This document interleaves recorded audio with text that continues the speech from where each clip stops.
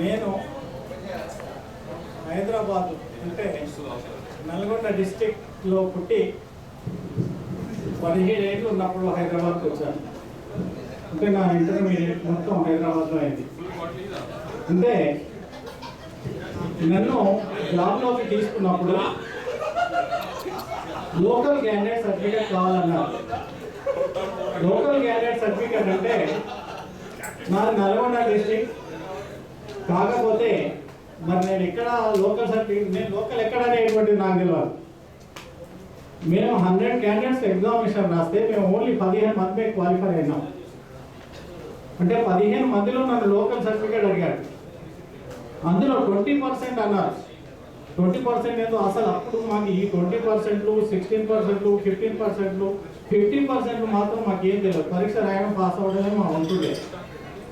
అంటే అలాంటి పరిస్థితుల్లో నేను తహసీల్ ఆఫీస్కి పోయి, అయ్యా నాకు లోకల్ సర్టిఫికేట్ ఇస్తామంటే నీకు రెసిడెన్షియల్ అడ్రస్ ఉందా అన్నాడు. నాకు రెసిడెన్షియల్ అడ్రస్ లేదంటే మా ఆంటీది ఒక అడ్రస్ ఇస్తే, నాకు అప్పుడు రెసిడెన్షియల్ అడ్రస్ ఇస్తే నాకు హైదరాబాద్లో పోస్టింగ్ ఇచ్చారు. I was appointed as a school assistant. అంటే స్కూల్ అసిస్టెంట్ అపాయింట్ అయిన తర్వాత నేను 25 ఏళ్ళు నాకు ప్రమోషన్ లేకుండానే పనిచేశాను. ఆయన స్కూల్ అసిస్టెంట్, ఆయన మ్యాథమెటిక్స్ టీచర్. అంటే నా యొక్క దాంట్లో 20% అంటే ముగ్గురు వేరే వాళ్ళు ఉన్నారు. ఎవరా అని చూస్తే ఒక ముగ్గురు వేరే ఎవరున్నారు, 15 మందిలో ముగ్గురు వచ్చారు అని అంటే ఎవరు అని మేము అడ్రస్లో అవన్నీ తీసుకొని చూస్తే మిత్రులంతా మన తెలంగాణ వాళ్ళు కాదు. అంటే అప్పుడు కూడా మాకు ఏమిటి అనేటువంటి పరిస్థితి చూసినట్టయితే మేము అన్ని కూడా 15 మందిలో ముగ్గురు వాళ్ళు వచ్చారు అని అంటే మేము చాలా పరేషాన్ అయిపోయినాం. అయితే అదే కాకుండా ఇంకొక ఎక్స్పీరియన్స్ చెప్తున్నాను ఇక్కడ. నేను హైదరాబాద్లో 34 ఏళ్ళ సర్వీస్ చేశాను. చేసిన తర్వాత 610 జీవో వచ్చింది. 610 జీవో అంటే ఏంటి అని అంటే లోకల్ క్యాండిడేట్స్ అన్నారు.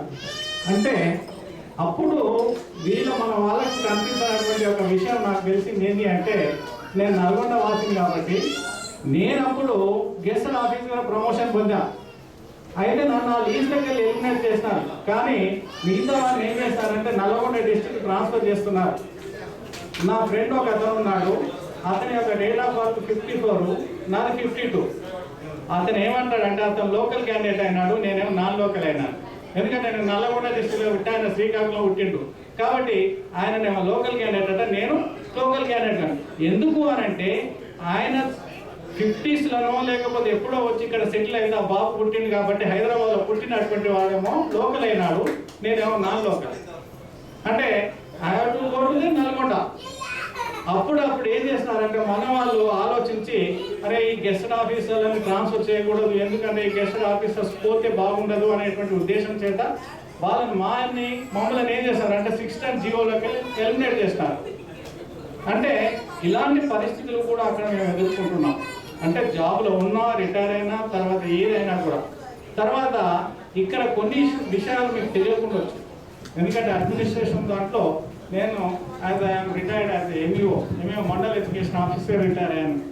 అంటే కొన్ని పోస్టులు ఎక్కడ ఏమిటి, లోకల్ క్యాండిడేట్స్ ఏమిటి అనేటువంటి యొక్క విషయాలను మేము చూసుకోవాలనేటువంటి పరిస్థితి మాది. అంటే మేమేం చేస్తున్నామంటే ఒక్కోసారి ఆ స్టడీ చేసేటప్పుడు 10th క్లాస్ అనేటువంటి దానికి ఉండాలి. 10th క్లాస్ ఎక్కడ చదవాలి, హైదరాబాద్లో చదివితేనే అతను లోకల్ క్యాండిడేట్. ఎప్పుడు అంటే 10th, 9th, 8th, తర్వాత 7th చదవాలి. అలా చదవకుండా డైరెక్ట్గా ఇవాళ మన వాళ్ళు ఏం చేస్తున్నారంటే డైరెక్ట్ పరీక్ష పెట్టినారు. ఏం పెట్టినారు, ఓపెన్ యూనివర్సిటీ పెట్టినారు, సమ్ అదర్ స్టడీ సర్టిఫికెట్స్ పెట్టినారు, ఈవో పెట్టినారు, ఏం చేస్తున్నారు పెట్టి వాళ్ళు ఏం చేస్తున్నారంటే డైరెక్ట్ అపేర్ అవుతున్నారు. ఓపెన్ యూనివర్సిటీ నుంచి వాళ్ళు ఏం చేస్తున్నారంటే వాళ్ళకి ఛాన్స్ ఇచ్చి వాళ్ళని లోకల్ క్యాండిడేట్ చేస్తున్నారు. అంటే ఈ విధమైనటువంటి యొక్క పరిస్థితుల వలన కూడా వేరే విధమైనటువంటి యొక్క వాళ్ళని కూడా